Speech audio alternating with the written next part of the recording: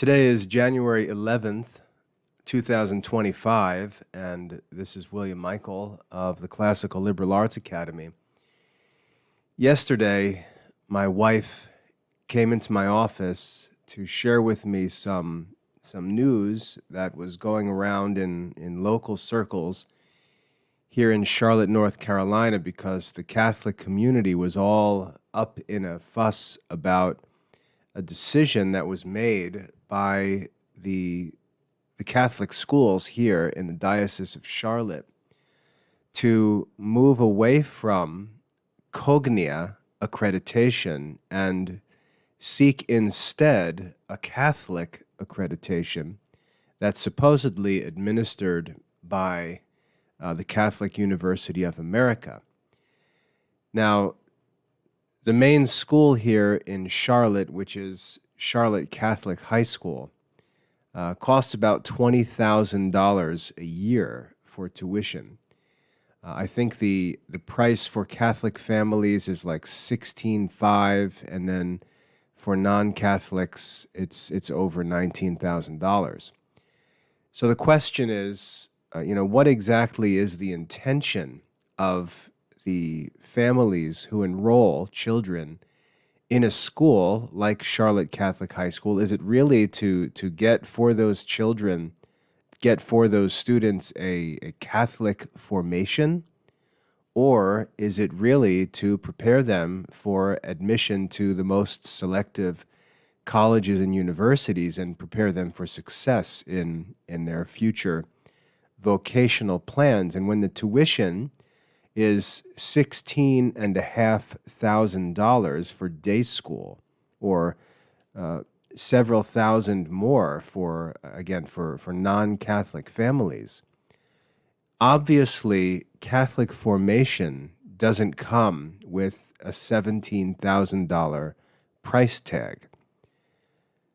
The reason why parents are paying that kind of money for private schooling is because they believe a couple of things. First, they believe that investing the money in an accredited college preparatory high school will help their children to prepare successfully for admission to a most selective college or university.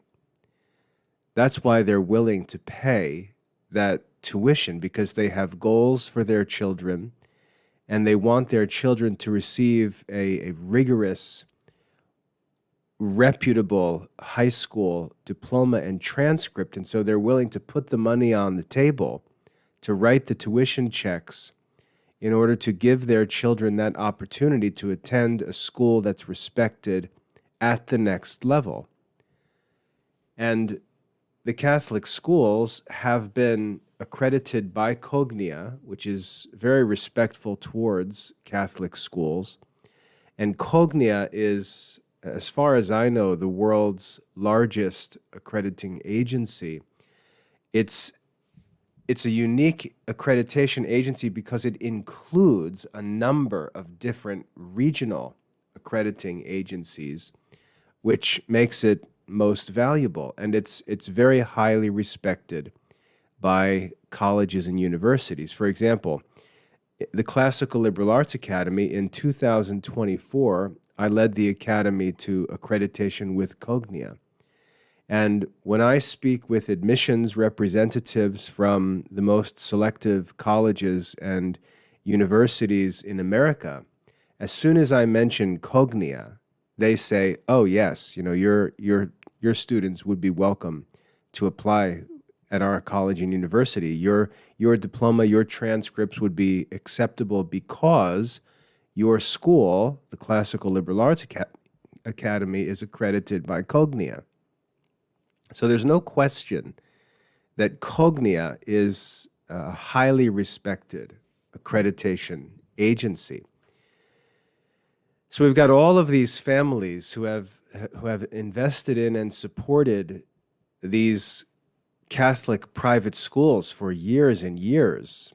These schools have developed reputations over many decades, and all of a sudden there's a change in the administration of the schools, and a radical decision is made to move away from Cognia accreditation and turn instead to a Catholic accreditation agency that's actually run, as I said, by the Catholic University of America. And the parents at the school are going nutso about this because they've put this money on the table for college preparatory tuition, and the school is moving away from this most reputable accreditation.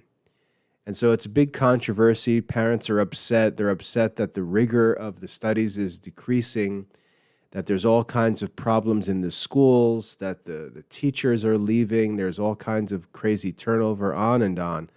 And my wife shared this news with me and showed me a group that she participates in of Charlotte area Catholic families talking about Catholic schooling. And I can look at that and say, I strongly disagree with this decision for Catholic schools to pursue a Catholic accreditation instead of this global or regional secular accreditation. And there are many reasons why I would say that. Now, some parents have argued that the Catholic schools should pursue both. They should pursue something of a dual accreditation where they pursue accreditation from both Cognia and from this Catholic accrediting agency, but apparently the schools are not interested in doing that. They're going to go exclusively with this Catholic accreditation, and the parents are upset about it, and I think rightly so. The reason why is we've got to think about what the purpose of accreditation actually is.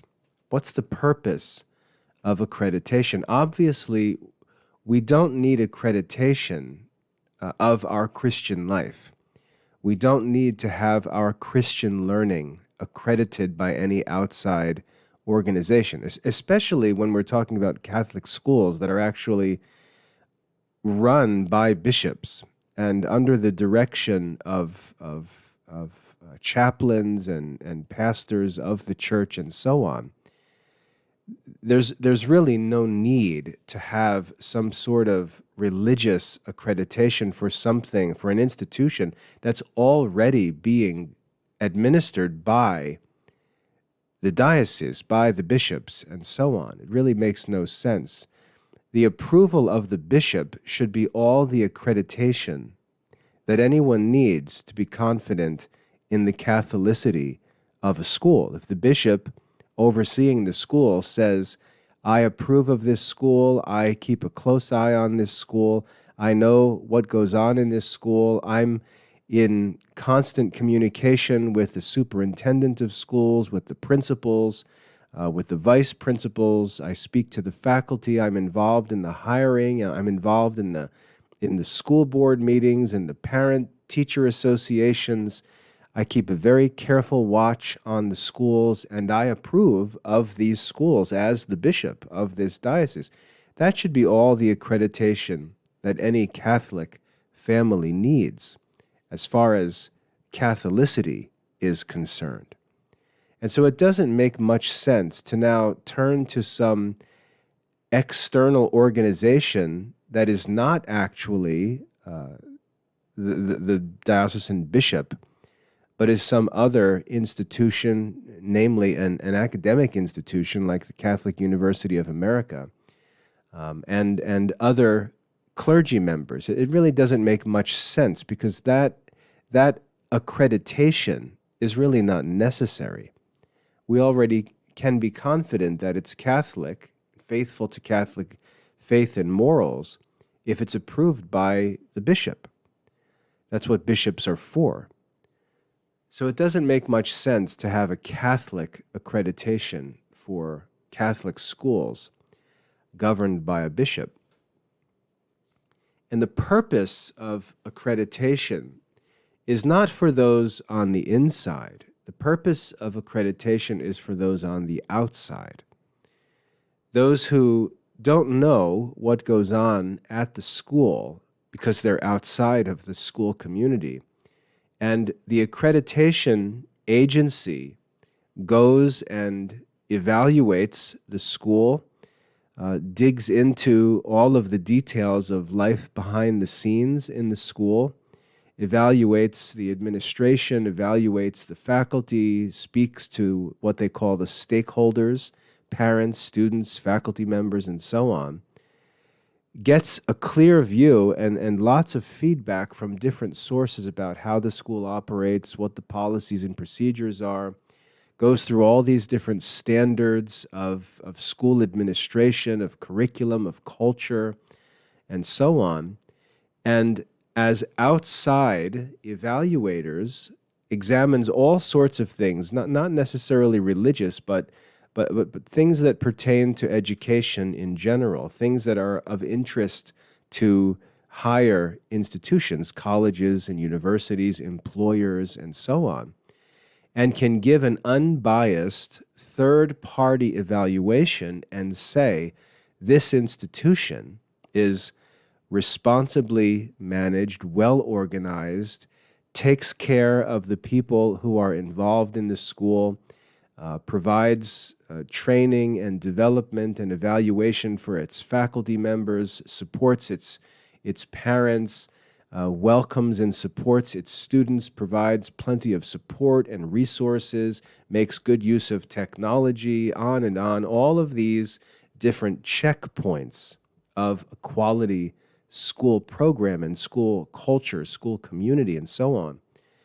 It can provide this external evaluation that is not a part of the religious tradition of the school, that's not a part of the denomination to which the school belongs, is not a part of the religious community to which the school belongs, and so on, but is external and evaluates all different kinds of schools: Catholic schools, Protestant schools, Jewish schools, Muslim schools, public schools, secular private schools, on and on.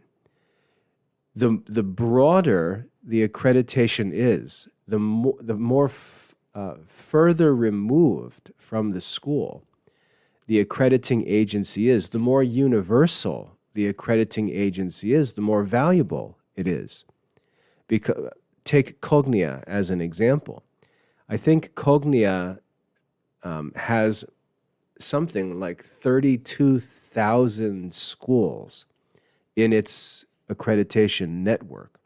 32,000 schools. That means that these standards that are established by Cognia as accreditation standards are evaluated in tens of thousands of schools of all different kinds in all different places that have all different missions and different idiosyncrasies that vary from one school to another.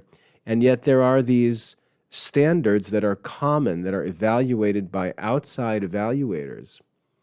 And these evaluators, speaking of Cognia in general, have experience with over 30,000 schools. And they can give what they call I think it's an institutional educational quality or index of educational quality, IEQ score. And it's a standardization, it's a standardized evaluation of all schools. And you can see how for a higher learning institution, a college, university, employer, and so on, to have this universal accreditation go in, this agency go in and evaluate the school with all of these standards that are applied across the board to all different kinds of schools, to dig in and get into all of the behind-the-scenes workings of the school, and then publish a report that says, we've thoroughly evaluated this school, we've spoken with all of the stakeholders, we've looked behind the scenes, we've kicked all the tires, we've done all of these inspections and tests, we've sought evidence for all of these standards that they're all satisfied, and we give this school a great score You can see how valuable that is to an admissions director or admissions representative who's reviewing a diploma or a transcript from a student from a school that may be in another state that he's not familiar with, maybe belong to a religious tradition that he's not a part of. So he really doesn't know what the school is like, and the accreditation agency can then step in and say, don't worry, this is a reputable school. We give this school this standardized IEQ score of, in the case of the Classical Liberal Arts Academy, 320, which our score is, I think it's 70 points higher than the average Cognia school. But when the college admissions representatives see that, they know that this school from which this student is coming is a school that is open to outside evaluation, that is legitimate, that's fulfilling objective standards that are measured for thousands and thousands of schools, and it adds weight, it adds credibility to the quality of education, to the value or the validity of the transcript that a student presents for admission to a selective college. And that's really the importance and the purpose of accreditation. It's not for those inside the community. It's not for those of us who are Catholics. It's not for those of us who are in the Classical Liberal Arts Academy. It's for those who are outside, who, let's say they get an application from a student. The student says, I studied at the Classical Liberal Arts Academy. I studied these subjects. I studied these classical subjects, these Catholic subjects. I also satisfied K-12 requirements. And an admissions representative for a secular university, let's say Princeton University or University of Notre Dame or Stanford University, MIT, whatever it may be, they may get this transcript and look at it and say, what in the world is the Classical Liberal Arts Academy? And so what they'll do is they'll go and they'll look at the Academy website and they'll poke around on the website and say, what kind of place is this? Is this some sketchy diploma mill? Is this some weird kind of cultish place? Are these kids really restricted in their education? Are they very narrow-minded and sheltered?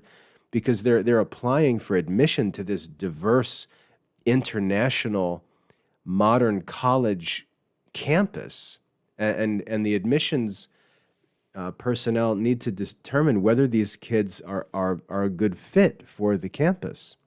And so they want to know what sort of education, what sort of institution, what sort of culture is this?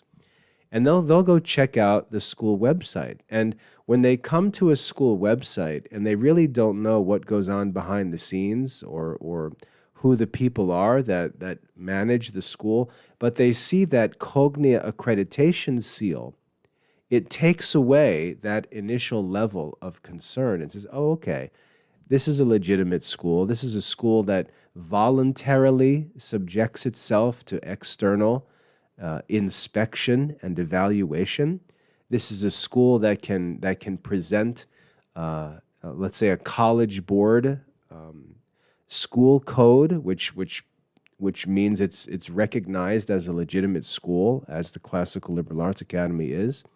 This school has received this IEQ score, which allows us to compare it to other schools, knowing that the score was assigned by evaluators who evaluate thousands and thousands of schools. So it immediately lends some legitimacy or credibility to a school from which a student is coming with an application for admission to a selective school. That's the purpose of accreditation.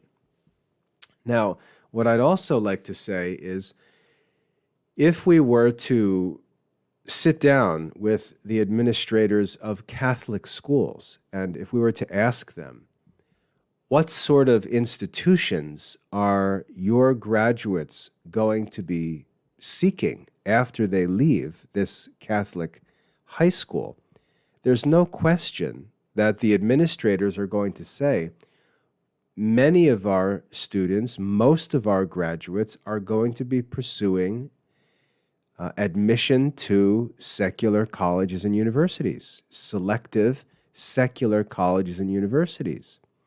Many of our graduates are going to be pursuing careers in the military. Many of our graduates are going to be pursuing careers in different secular fields, and a very small number is going to be interested in religious vocations. And even they are probably going to have to go to college. The administrators of the school will admit that. They know that. They know that the parents expect that. They know that the parents are not necessarily planning to send their kids to Catholic colleges. And I've talked in the past of why I would not necessarily be interested in going to a Catholic college, even though I'm a Catholic. Because the value of a university education is really focused on a future secular vocation or career. I always talk about this and explain that the mission of the Catholic laity, is not to hang out at church. The mission of the Catholic laity is not to hang out within established Catholic institutions. The mission of the Catholic laity is not to be like Protestants and think that everyone needs to be some kind of minister, some kind of pastor, some kind of religious education teacher in order to have a quote-unquote real vocation. That's not the mission of the laity in the Catholic Church. We're not Protestants. In the Catholic Church, the mission of the laity is to go into the world, and what the Catechism says is direct temporal affairs according to the will of God. The laity, the Catholic laity, is supposed to be engaged in the world, directing temporal affairs according to the will of God. And so it's not necessarily good for Catholic kids to all say that they want to go to Catholic colleges and work for Catholic companies and work for Catholic institutions or go and pursue religious vocations. As much as those things are necessary, that's simply not how Catholic vocations work. And there are many, many different needs in the world that Catholics can fulfill and should pursue, and they're not necessarily religious in the strict sense of the term. They're missions or apostolates wherein Catholic men and women work to influence temporal affairs, to influence secular affairs, secular institutions, secular industries, and so on. And so the Catholic schools are not necessarily raising students to simply move on to a Catholic college. And again, that's why the Catholic schools charge $17,000 a year for tuition, because there's much more that they're being asked to do than just provide Sunday school lessons for all the students. So the schools know this, the schools would explain this, the schools advertise and boast of all of the secular colleges and universities that their graduates are accepted into, and rightly so. But if you think about what we're doing, we're preparing students to take the Catholic faith and then go into the world and do good work. We're preparing students for engagement with secular society.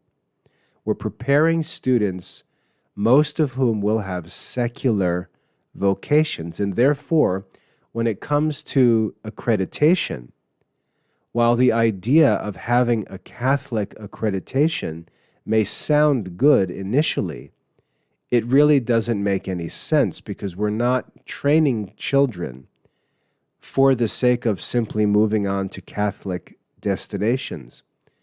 We're training Catholic students to go and gain admission to and benefit secular institutions, to actually contribute to their own generation, their temporal affairs of their own generation. And therefore the accreditation, because we're seeking to put our students in position for success. And that's not a shallow, materialistic idea of success. We're talking about vocational success preparing for and moving on to the next step of their vocational path. Because that path takes them into secular institutions, into secular society, secular accreditation is very important. Secular accreditation speaks to outsiders and tells them that everything is okay with our students' education. We don't need accreditation to tell us that their religious formation is okay. We can judge that ourselves as Catholics in the church. For example, if we've got 16, 17-year-old Catholic students who have been in the church, been raised in the church, and have received the sacraments through confirmation, we can be quite confident that they've been prepared for adult life as Catholics, because that's what the sacrament of confirmation is all about. So if they're led through the church's requirements, through the formation that's required, and whatever the other requirements happen to be, for example, in our parish, kids have to attend Mass every Sunday. They've got to participate in confirmation catechism classes. They've got to sit for exams. They've got to memorize, basic information about the faith and teachings of the church. They've got to prove that they have a good disposition. They've got to do service work of all different kinds of service work. They've got to write a letter to the bishop explaining why they're seeking the sacrament of confirmation. They've got to choose a confirmation saint. All this work that they've got to do, all of this preparation that needs to be made. And if we have a 16, 17-year-old Catholic boy or girl who's been through that, who's been in the church, been initiated into the sacramental life, has been accepted by the bishop as a candidate worthy of the sacrament of confirmation, we have reason to be confident that that child has received a good Catholic formation, and they've now got to take responsibility for their own Catholic life and begin to make responsible decisions as adults, and that's going to be difficult. So they're going to get through confirmation under the influence of their parents, and then they're going to get into independent adult life. They're going to sort of go through the ringer, as it were, and go through the experience of the prodigal son in many cases, and experiment with ideas that they haven't been around before, and make bad decisions and learn the hard way of the Christian life.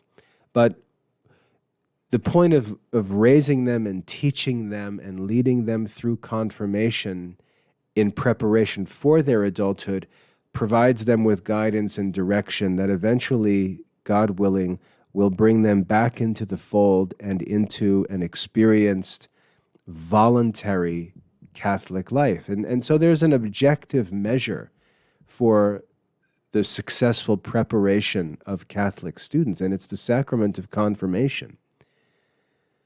So we really don't need some artificial institution created largely in imitation of secular institutions that now becomes sort of this substitution for the sacrament of confirmation. We don't need that. That's not what we're paying tuition for. That's not what the high school is for. The high school is for vocational preparation. It's for college preparation. It has a secular, a temporal focus, and it needs to give attention to and serve that mission. And so again, when we come to this question of accreditation, The question is, what is the accreditation for? And the accreditation is for the sake of the destination institutions that the students will be seeking admission to. And since most of these destination institutions will be secular in nature, secular accreditation is the best kind of accreditation. And that's why accreditation by cognia is so valuable, because it is a secular accreditation that transcends Catholic education, transcends Catholic culture, transcends, or extends beyond, I should say, extends beyond the requirements for a Catholic formation or a Catholic education, but extends into secular affairs, extends into subjects that are not necessarily Catholic, but are more secular, which is what the modern Catholic school curriculum consists of. So it just doesn't make any sense to try and have this artificial Catholic accreditation, which really serves no purpose. We already have real sources of evaluating Catholic formation in real life. And I've talked about this in a recent discussion about how to avoid the problems of modern education. But secular accreditation is a good thing, because we're going to work in the world, and the accreditation of our school says to the destination institution, this student has been educated in a school program by people who are willing to volunteer for outside evaluation, and they've been evaluated and approved by experienced accreditation evaluators. That's very important for our students. You know, there's a passage in the Gospel of John which says that those who do good, and I'm paraphrasing here, those who do good desire to be in the light. They desire their good works to be seen. When we do something good, we present it to others. We brag about it. We talk about it. We share the news. We tell others of good things that we've done. If a child gets up and cleans his room, he's quick to go and tell his parents, "Mommy, Daddy, come to my room. Come look how clean my room is." They want their good works to be seen and rewarded. That's what good people do. Good people want to be in the light. The Gospel of John says that their deeds may be seen, that it may be seen that their deeds are wrought in God. They desire the light. They welcome outside examination and inspection because they have clear consciences. They're excited about their good deeds. They're happy to show off their good deeds, and they're also eager for reward or for praise from wise and good men. And so that's how good people act. They're open to evaluation. Whereas people who are doing dishonest things, people who are not doing what they're supposed to, people who are doing positively are doing bad things, they want to be left alone in the dark. They want to be able to hide. They don't want anyone looking in. They're going to be talking all the time about how important privacy is. They don't want anybody looking at their records. They don't want anyone looking into how their school operates. They don't want anyone looking into how their faculty is developed or hired, or how families are supported, or how finances are handled, or anything like. They don't want any eyes on any of their works because they're filled with dishonesty, injustice, irresponsibility, and so on. And they want to keep everything private. So we can just see that if Catholic people seeking to engage with the secular world in a winsome way, to gain the respect of outsiders, as St. Paul says Christians should do. I think it's 1 Timothy chapter 3. He talks about how bishops should be respected by those outside the church. That's an important part of the Christian witness.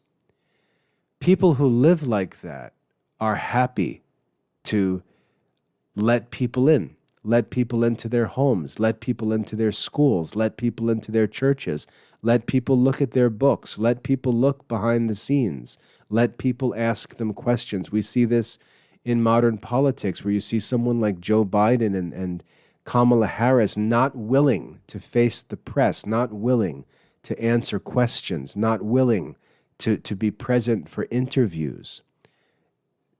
Everyone knows why they're not willing to face the questions.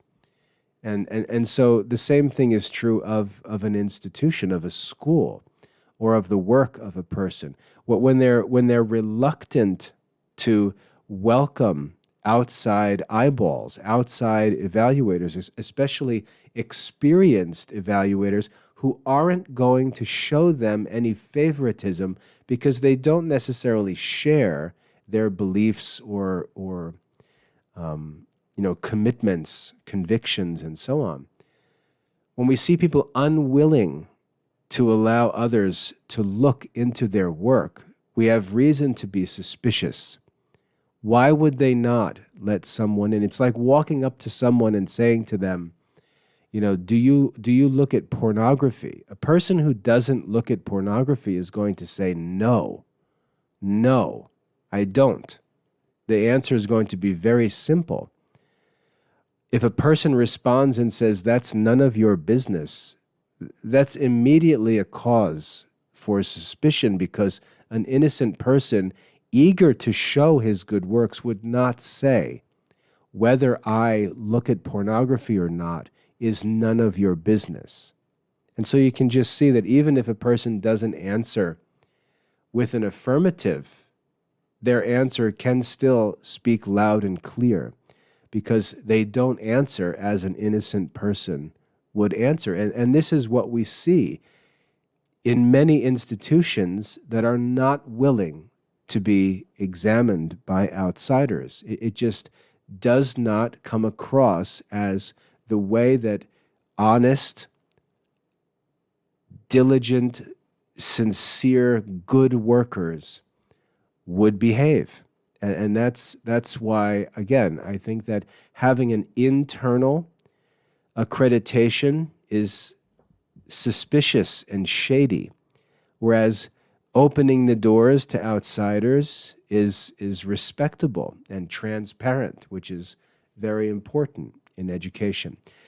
Another reason why I think this is very important, this whole question of outside evaluation, is because the church has had so many problems with scandals, which the clergy, including bishops and even higher members of the clergy, have tried to cover up. That we see that tendency or that temptation to cover up problems in the church is a real evil that cannot be allowed. And when we talk about the sex abuse scandals,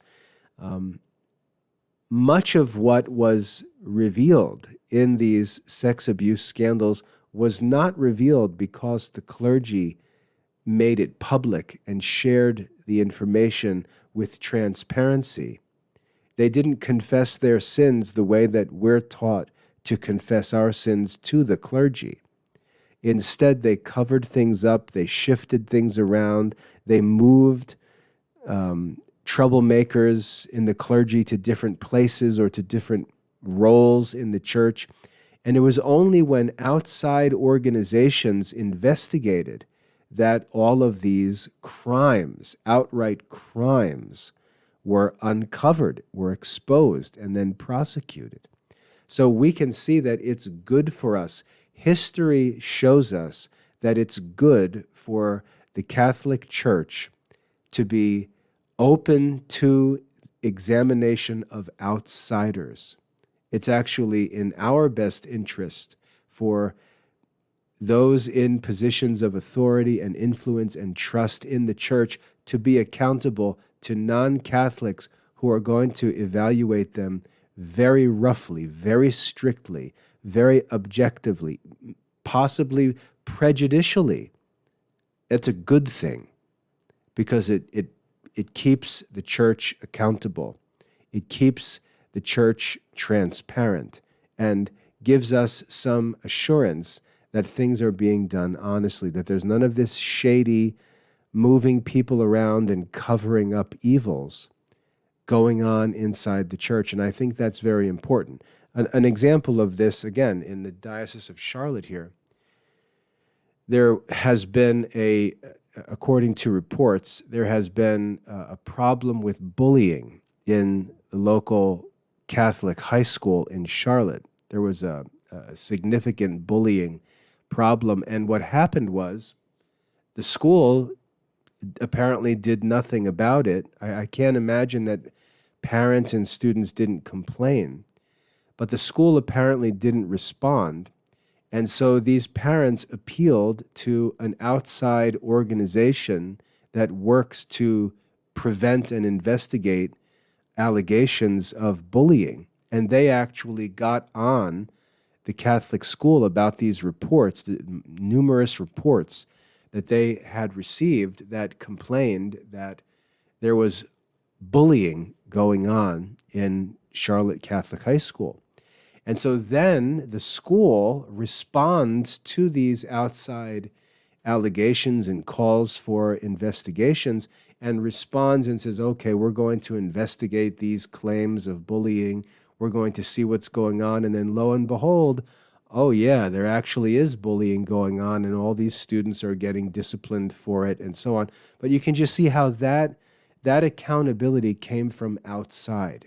It didn't come from any kind of internal self-regulation. And again, that's why I think it's good, for the sake of the church's transparency and credibility, to open itself to unbiased outside evaluation, which again is why I think that secular accreditation is good. You might wonder, why would I subject the Classical Liberal Arts Academy to a secular accreditation? And it cost me thousands and thousands and thousands of dollars to go through the accreditation process. It's an expensive undertaking, and it's entirely voluntary. There's no reason why the Classical Liberal Arts Academy has to be accredited. It's not a legal requirement. It's not a requirement for our students to go on and apply to colleges and universities and be admitted. My own children are homeschooled. They've grown up studying in the Classical Liberal Arts Academy and went and applied to colleges with diplomas from our home school with classical Catholic education, and they were admitted to college. There's no need, strictly speaking, for the Classical Liberal Arts Academy to subject itself to the evaluation of the accrediting agency. But I choose to do so for the sake of being above reproach. I choose to do so because I am confident that we are sincerely seeking the best interest of the parents and students in our program. We work honestly, we abide by the laws, we pursue good standards of administration and culture and curriculum and support for our families. And so, again, going back to the Gospel of John, we desire to be in the light that our good works may be seen. And so accreditation is desirable for me because I want people to see that we are open to voluntary evaluations. We invite people to come in and evaluate us, to dig through our stuff, look through our policies, ask all the questions they want, have interviews with parents in our program, have interviews with students in our program, because we have nothing to be afraid of, because we work honestly with integrity. And we do things for the right reasons, in the right ways. And as we went through the accreditation process, that was confirmed. In our first attempt at accreditation, we received a very high IEQ score from Cognia, and we have great relations with our evaluators. And that's why we pursue accreditation. And these destination institutions, they know that. They know that we did not need to be accredited. They know that. They know that we voluntarily, at our own expense, sought to make ourselves accountable to outside evaluations to prove that we work honestly and do what we do well. And again, so for our students, that's a source of legitimacy, of validation for their records when they apply to their destination institutions. That's the purpose of accreditation. That's the purpose of accreditation.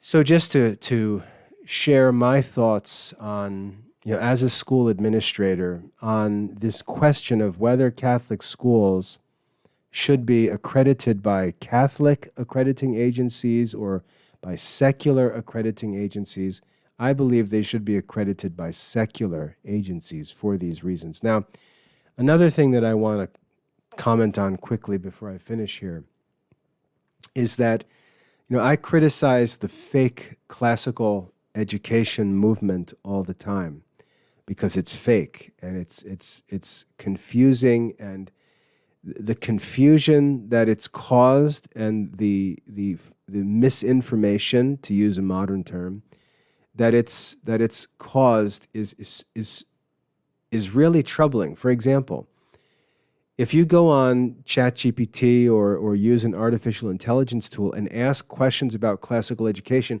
you'll see that all of this information that's been published by the fake classical education movement, it's so prevalent all over the internet that artificial intelligence engines will draw from those sources and answer questions about classical education with answers that are completely false, that are historically false. They're actually drawing information from these false teaching, fake classical education programs. And so now you've got a generation of people who, if they search for information or ask questions, they're actually fed false answers.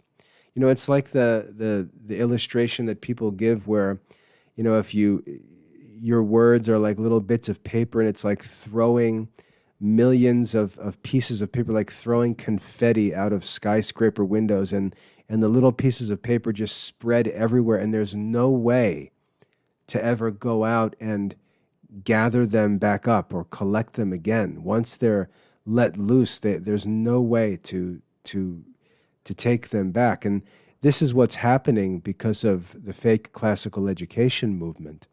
It's just produced so much false information, and they're so zealous, ignorantly zealous, just pushing false information to try to promote their businesses, their schools, their programs, whatever books they're publishing. They're so zealous to sell stuff and promote their stuff that they take no thought for what the consequences might be if what they're doing is false in the long run. And so now there's all of this second level trouble that's going to be caused by the fake classical education movement. And we can see the nature of the fake classical education movement by what they do when it comes to accreditation. We'll see, for example, if you look at Memoria Press, they're this fake classical education, Latin curriculum, whatever it is that they do, they accredit their own schools. And you can look at that and say, how does that make any sense? How does it make any sense to be self-accrediting? It makes no sense. But you can see the way that they think. You can see the kind of people that they are. They're not willing to subject themselves to an existing source of accreditation, They're not willing to submit themselves to an unbiased, objective, experienced accreditation agency. They'll set up their own accreditation, which is completely meaningless. You know, the Bible actually teaches, let another man's lips praise you and not your own lips. The idea of self-accreditation is like self-flattery, self-praise. It's like calling yourself great and just making yourself the judge of your own activity. So we've got an example like that where Memoria Press develops their own accrediting agency, or whatever it actually is, to accredit Latin schools, or whatever the nonsense is that they're promoting. And there's another organization, it's NAPCIS, I think it's referred to as NAPSIS, and it's the same sort of thing. It's this private organization where these fake classical Catholic schools basically accredit themselves. What's strange about it is, coming from a Protestant background, it's like Protestant ordination. A Protestant minister is not ordained by a body of church authority that extends back to the apostles and to Christ himself. They just ordain themselves. They just create their own rules, their own requirements for education, and then they get together, have a ceremony, and ordain themselves and ordain each other. And when you look at that, you say, what a farce this whole thing is. All these men getting together to ordain themselves. This isn't what ordination is. The whole point is that you're ordained by an existing authority, and that existing authority actually has the authority to ordain the next generation of ministers. And that's self-accreditation. Creating your own accreditation agency is like ordaining yourself as a pastor. And so we've got these fake classical schools create their own accreditation agencies, and they present themselves very deceptively, the schools that is, they present themselves as accredited schools. They advertise themselves as being accredited. And so ignorant parents who never investigate anything because they're too lazy, they'll just see this claim on the website or on the brochure or at the homeschool conference and say, oh, Saint such and such Academy, which was started in 2014, oh, it's accredited. It's accredited.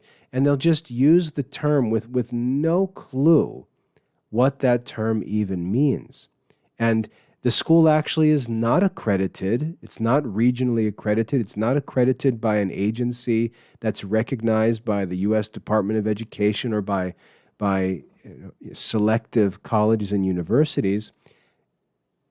The groups accredit themselves, and the accreditation really serves no purpose. It just serves the typical false advertising that they do all the time, just like calling themselves classical and presenting images of Aristotle and Plato and Cicero and the saints who would have no idea what these schools are doing. They have no shame to just label themselves as accredited and just market, and sell stuff to people who unfortunately get what they deserve because they don't ask, seek, and knock. They don't seek any proof of the claims that are made. But that's how that fake community works. So whether it's a Catholic school seeking accreditation from a Catholic accreditation agency or some fake classical school accrediting itself or accrediting its buddies, that's just not what accreditation is for. The whole point of accreditation is voluntarily presenting ourselves to outside organizations of great experience and asking them to come and see, to come and inspect the work that we do, to come and look at it objectively and evaluate us. And it's a very risky undertaking, but that's the whole point. It requires a level of confidence in the institution that is admirable and respectable. And when This outside accreditation agency evaluates and commends a school. It's a real sign of honor for outside organizations, other schools, destination institutions, future employers, and so on. And that's the real purpose of education. So in terms of this outrage and complaining that's taking place here in the Charlotte Diocese, I think I'm on the side of those who are complaining. I think it's a bad decision for Catholic schools to abandon secular accreditation that we know is respected at the highest levels of higher education and secular destinations, and to move to an internal Catholic accreditation that really defeats the point of accreditation. So anyway, if you see things about accreditation and wonder what the value of accreditation is, if it's important, if you should seek to have your children studying in an accredited program, my answer would be yes. I think you should seek out an accredited program, but I don't think that you should seek a program that's accredited by a Catholic accreditation agency that really isn't an accreditation agency and doesn't serve the purpose of accreditation. I think you should seek out an institution that is respected by those outside the Catholic community, because your children are likely going to go to work or to school outside of the Catholic community as they enter into adulthood. So there's lots of other issues to discuss, like whether Catholic kids should all go to Catholic schools, and I know we'll disagree on those things. I would argue that this is part of the problem with modern Catholic culture, is that modern Catholics can't interact with non-Catholics, which is the mission of the Catholic Church, to go into the world and make disciples. That inability, that discomfort with engaging with non-Catholics is a sign that the education that's being received is not sufficient for the Christian mission in the world. But anyway, that's a separate issue. I hope, as far as this accreditation question is concerned, that the thoughts that I've shared are helpful and clarify this a little bit. And if you've got any questions or would like to raise any objections, I'm happy to hear them. Just make sure you come with some evidence and good reasoning. So I hope that's helpful. If there's anything you'd like to talk about, please feel free to get in touch. God bless.